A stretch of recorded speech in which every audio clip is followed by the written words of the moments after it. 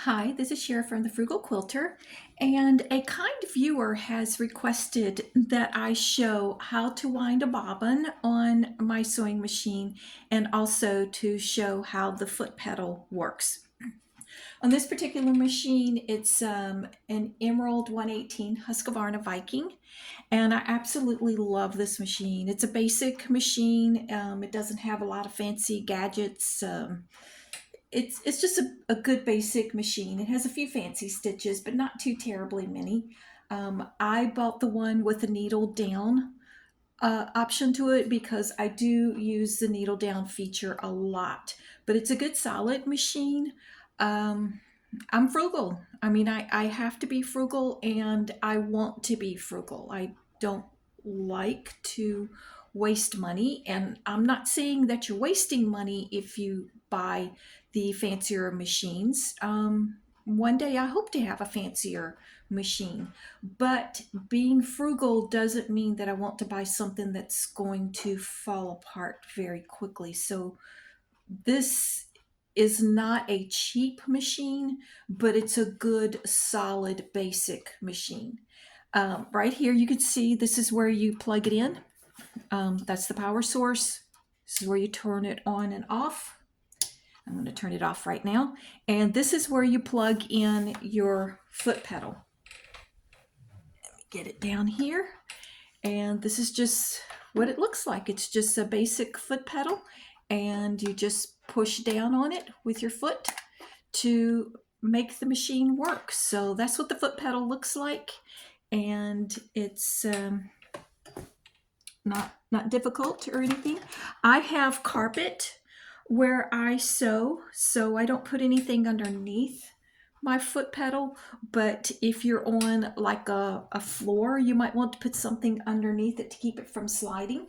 Probably, well, I have this over here. This is a small sample, but this is actually a liner, a shelf liner for a drawer. I have it over here underneath the legs on my extension table right here. Don't know if you can see that, so that it doesn't slide around quite as much. But something like that on the floor would keep your pedal from sliding.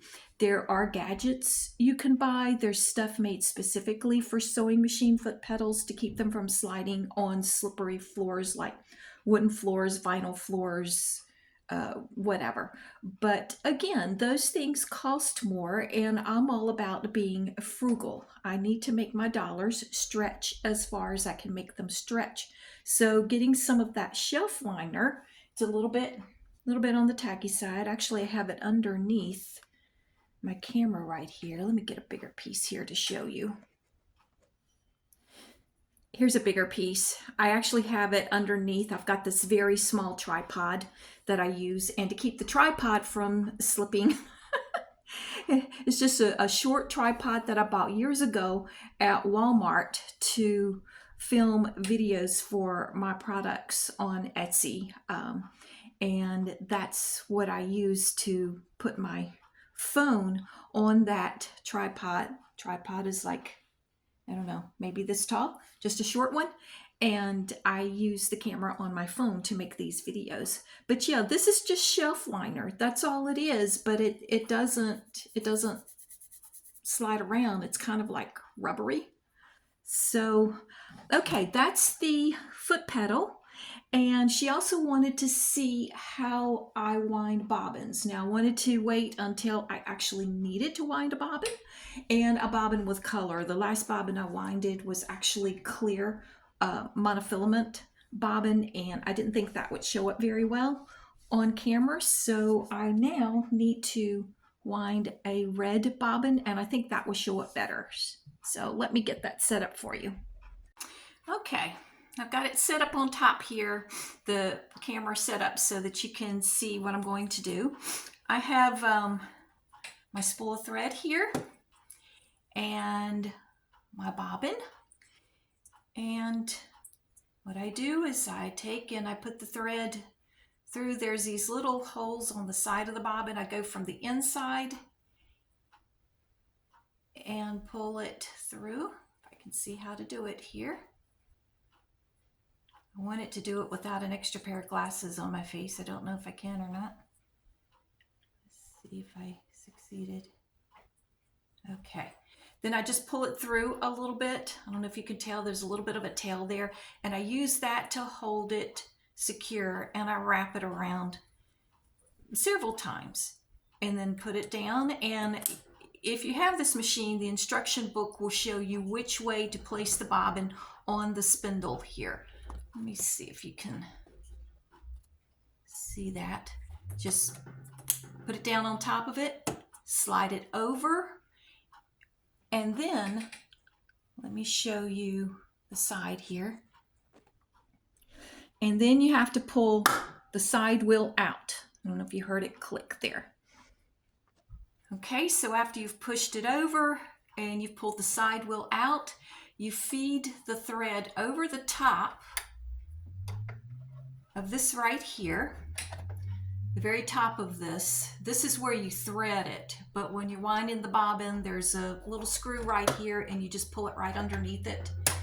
And then this here, you put it on and put it on that, and then just use your presser foot and away you go. Have to turn it on first. There we go. Now, you're not supposed to have to hold it to wind the bobbin, but I do hope I don't put any pressure on it.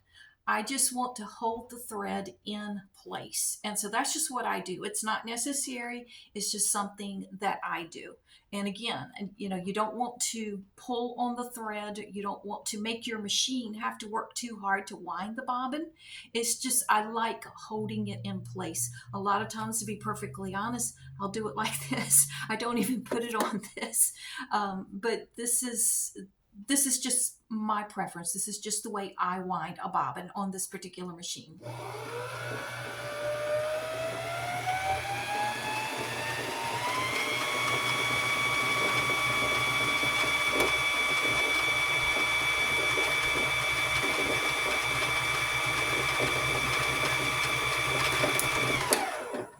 See, I got a little bit started really wobbling on me. Just pay attention to your speed there.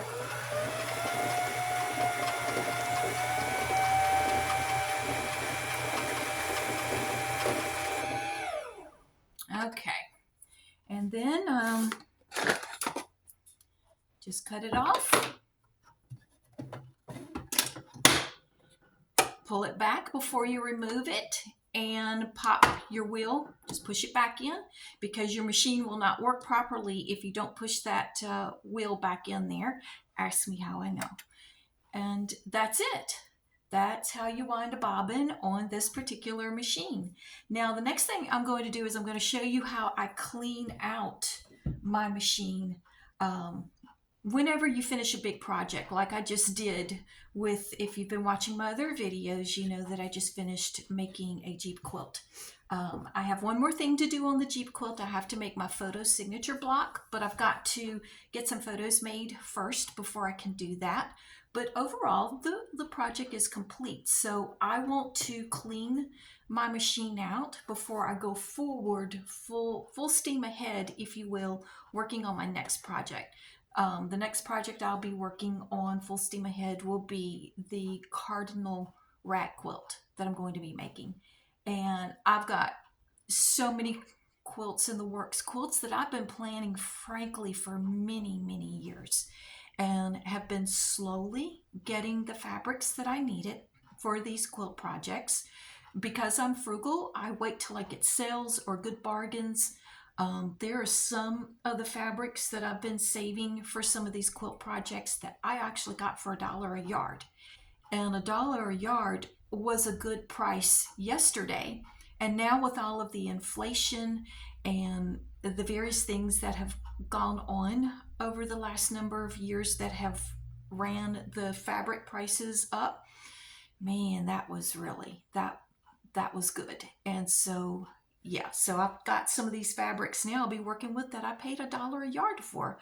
And so that's how it works in the Frugal Quilters world. You can ask my children. I can start talking about making them a quilt, and it's a matter of, well, how many years till we see it? How long will it take Mama to make it? It's just going to depend on prices and when I can get the bargains. Before I clean out the machine, I'm going to wind one more bobbin because I will definitely be using these red bobbins on this next quilt. I wanted to show you how I typically wind a bobbin. If I've got a spool of thread like this, I just stick my finger in it and then I hold it and away I go.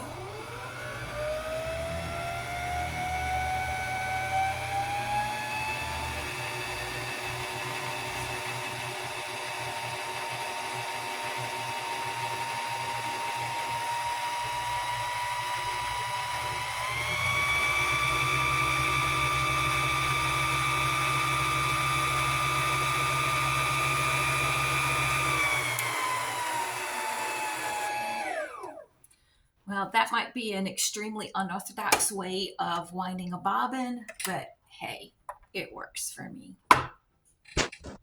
Another thing too I wanted to show you, that little tail that I have sticking out at the bottom there, you want to clip that off. You want to clip it before you put your bobbin in your machine. You don't want that thread down in there getting hung up and causing problems with your machine. So both of these, I'm just going to clip it off right there.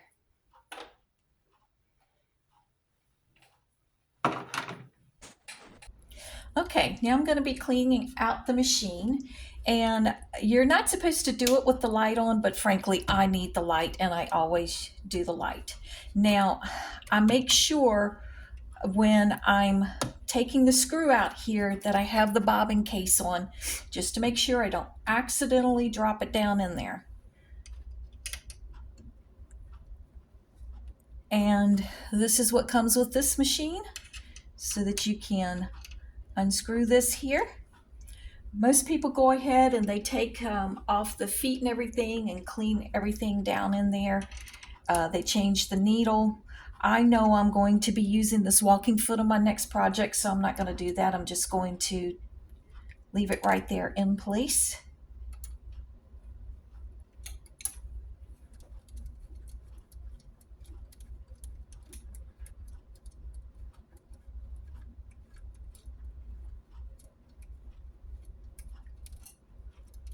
And I'm going to take the screw and make sure I secure it so I don't lose it. Now with that, now I can take this up, the bobbin cover case, so that I can get this off. And basically I just go in here and just take the brush and just get these fuzzies out of here. It's not in too terribly bad shape because when I was in the middle of working on the quilt, I had cleaned it out anyways. When I was halfway through the quilt, I cleaned it. And I had a couple of other projects in the process. When I was in the middle of making that quilt, I switched gears to do a few other things. So it's been cleaned out several times. But before I start on the next one, I want to go ahead and give it a good cleaning. The next one is going to be a rat quilt made with flannel fabrics. And flannel fabrics are very fuzzy. So I want to make sure it's good and proper, ready to go here before I get started. Now this is a little bit trickier with the walking foot in place. I don't see anything here. Now these are serger tweezers, but I use them a lot on my machine. I'm looking here to see if there's any, you get like, between the feed dogs, you can get like pockets of thread, but there's dust gathers in between there, but there's nothing there. Because like I said, I just recently had cleaned it out. But if so, I would have used the tweezers and I would have pulled it out. Now, this is another thing to do. If you're not comfortable doing this, don't do it. But I take out my bobbin case and clean all around it. Get the fuzzies out, get down in here, And it's not recommended to do this in the handbook that comes with this machine. But this is something that I do. And so if you have this particular machine, you'll have to decide for yourself if it's what you want to do. You can talk to someone who's knowledgeable with machines like this, someone who works on them, a good technician, and get their opinion if you like. But this is what I do. I will not be doing it this time because I'm looking down in here and it looks good to me. But I take just a drop of sewing machine serger oil. This one right here has a zoom spout on it, and this zoom spout here, see, it pulls out, and with this here on it, that's your cap. But you can have your spout and then you can stick it down in there, and I squeeze it and I get just a drop, literally just a drop down inside there. And like I said, that's what I do. That is not part of the instructions in the manual for this machine. I guess you could just say I've been using sewing machines since I was 15 years old. And so I guess you could say I've learned a thing or two. But by all means, make your decision as to whether or not you want to do that or not. In my daughter's machine, this part right here opens up, and I'll actually, the up and down action, I'll actually oil that just a little bit, but that is actually recommended for her machine. Her machine is a Kenmore. Some of those Kenmore machines were really good machines. But yeah, that's all I do. And then you stick your bobbin case back in there and pop the plate back on. And again, I want to make sure the bobbin cover is on so that I don't accidentally lose the screw down in there. And the way the roads are today, there's nowhere I could get anywhere to get another screw, that's for sure.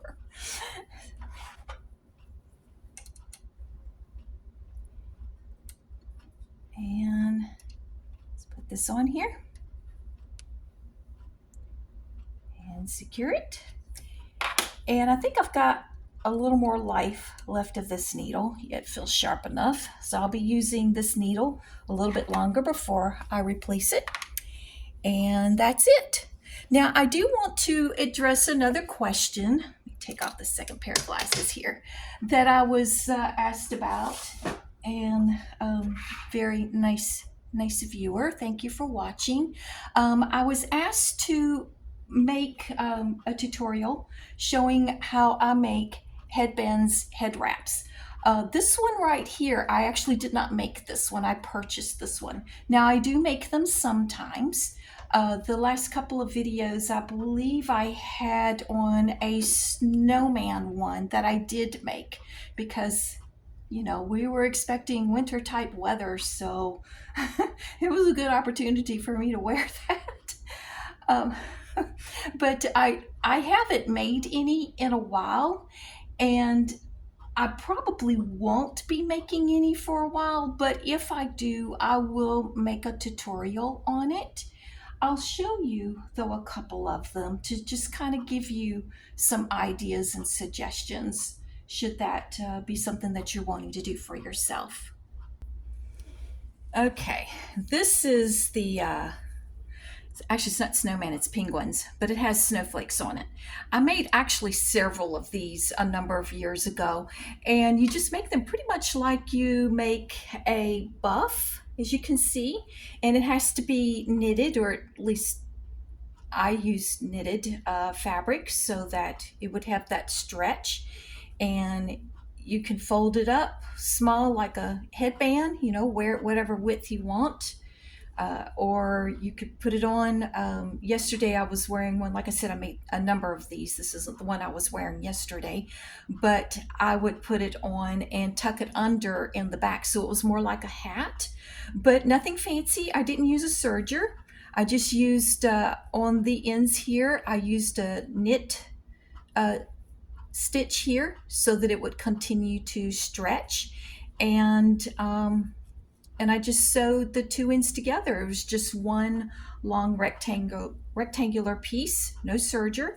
And I just made sure I used a knit stitch for everything, and that's all I did. I hope that is helpful because this isn't really a tutorial, and I don't know what kind of measurements I used, to be perfectly honest.